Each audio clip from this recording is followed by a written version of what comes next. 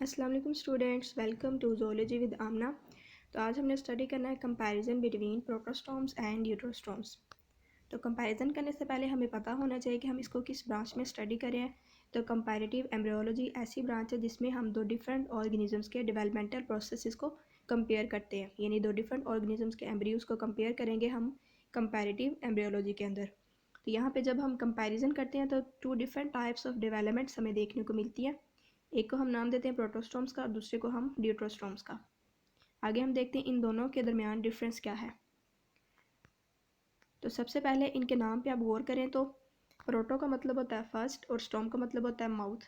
Protostomes वो वाले organism है जिनमें माउथ स्ट्रक्चर जो होता है वो पहले बनता है, और ड्यूट्रो का मतलब होता है लास्ट और स्टोम का मतलब माउथ। तो ड्यूट्रोस्टोम्स वो वाले ऑर्गेनिज्म है जिनमें माउथ स्ट्रक्चर जो है वो बाद में बनेगा। तो अगर हम ऑर्गेनिजम्स को देखें तो जो इतने ज़्यादा हायर फाइलम्स नहीं, जैसे फाइलम मोलस्का है, एनिलिडा है और आर्थ्रोपोडा है, इनके अंदर प्रोटोस्टोमिक डेवलपमेंट होती है।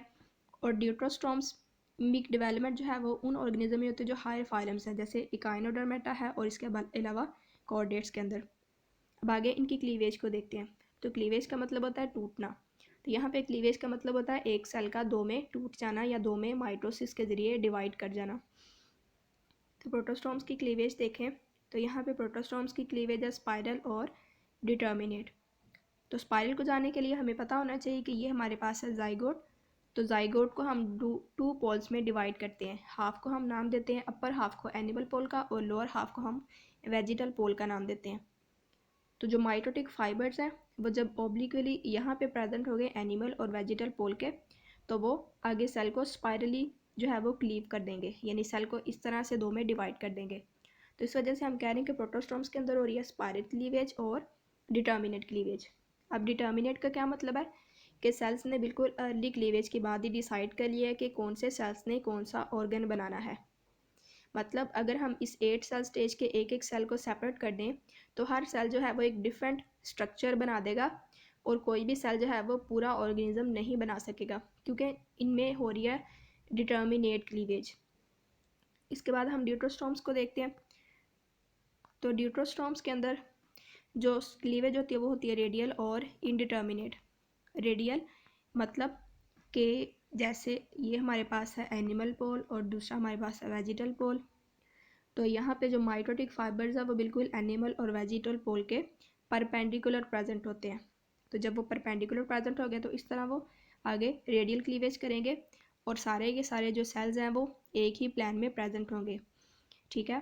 तो स्पाइरल क्लीवेज में जैसे आपको नज़र आ रहा है सेल्स एक ही प्लान में लाई नहीं कर रहे, नीचे वाले 4 सेल्स और प्लान में हैं, ऊपर वाले सेल्स जो हैं वो डिफरेंट प्लान के अंदर हैं। लेकिन रेडियल क्लीवेज के अंदर सारे के सारे सेल जो हैं वो एक ही प्लान में लाई कर रहे हैं।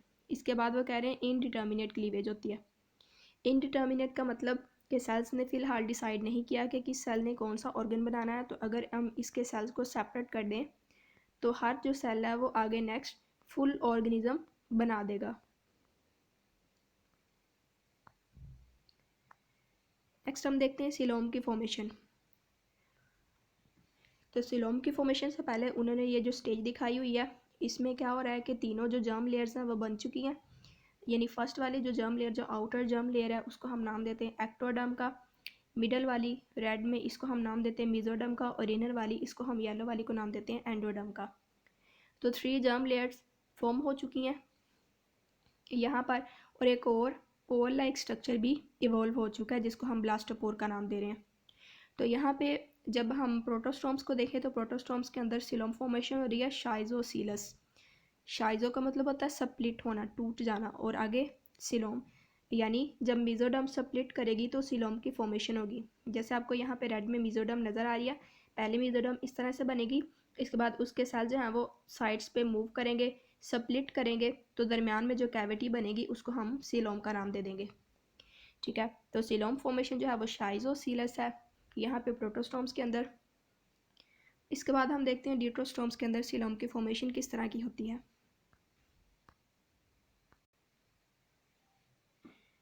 तो यहाँ पे ड्यूट्रोस्टोम्स के अंदर जो सिलोम की फॉर्मेशन होती है उसको हम नाम देते हैं एंटेरोसिलस का। एंटेरो मतलब एंटेरोन, यानी डाइजेस्टिव कैविटी की आउट पॉकेटिंग से जो सिलोम बनेगी उसको हम नाम देंगे एंटेरोसिलस सिलोम फॉर्मेशन का। जिन्होंने आर्केंटेरोन कैविटी शो की हुई है। आर्केंटेरोन मतलब वो वाले कैविटी है जिसने नेक्स्ट डाइजेस्टिव ट्यूब को बनाना है। तो यहाँ पे आप देखें तो ये इनर वाली हमारे पास एंडोडर्म है, ये रेड वाली हमारे पास मीजो और बाहर वाली फिर से एक्टोडर्म है। तो ये जो मीजोडर्म है ये असल में एंडोडर्म से अराइज हो रही है। तो एंडोडर्म से अराइज होने की वजह से यही वाली जो एंडोडर्म है या फिर जो डाइजेस्टिव ट्यूब के सेल्स हैं वही वाले जो हैं वो इस तरह कुछ आउट पॉकेट्स बनाएंगे जो आगे सेपरेट होके सीलोम बना देंगे। तो क्योंकि सीलोम जो है वो एंटेरोसीलस है तो इस वजह से यहाँ पे यानी कि डाइजेस्टिव सिस्टम की आउट पॉकेटिंग से सीलोम की फॉर्मेशन हो रही है डिट्रोस्टोम्स के अंदर। इसके बाद नेक्स्ट हम देखते हैं थर्ड डिफरेंस क्या है दोनों में। फेट ऑफ ब्लास्टोपोर के ब्लास्टोपोर का जो स्ट्रक्चर है वो नेक्स्ट किस स्ट्रक्चर में इवॉल्व होगा। तो यहाँ पे अगर हम प्रोटोस्टोम्स के अंदर देखें तो प्रोटोस्टोम्स में माउथ जो है वो डेवलप कर रहा है ब्लास्टोपोर से।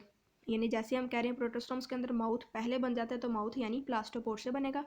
जो माउथ का ऑपोजिट एंड है वो एनस के अंदर इवॉल्व हो जाएगा। नेक्स्ट जो आर्केंटेरोना वो डाइजेस्टिव ट्यूब के अंदर इवॉल्व हो जाएगी। ड्यूट्रोस्टोम्स के अंदर क्या होगा कि ड्यूट्रोस्टोम्स के अंदर जो एनस है वो ब्लास्टोपोर से पहले बन रही है, एनस के बनने के बाद माउथ जो है वो नेक्स्ट उसके ऑपोजिट एंड पे बन रहा है। यानी यहाँ पे एनस ब्लास्टोपोर से बन रही है ड्यूट्रोस्टोम्स के अंदर और प्रोटोस्टोम्स के अंदर माउथ ब्लास्टोपोर से बन रहा है। तो स्टूडेंट्स ये थे इनके दरमियान कुछ बेसिक डिफरेंसेस प्रोटोस्टोम्स और ड्यूट्रोस्टोमिक डेवलपमेंट के अंदर। अगर आपका इसके अंदर कोई भी क्वेश्चन या कन्फ्यूजन है तो आप मुझे कमेंट में पूछ सकते हैं। अगर आपको मेरी वीडियो अच्छी लगी है तो आप इसे लाइक कीजिए और चैनल को आप सब्सक्राइब कर सकते हैं। नेक्स्ट वीडियो तक के लिए अल्लाह हाफिज़।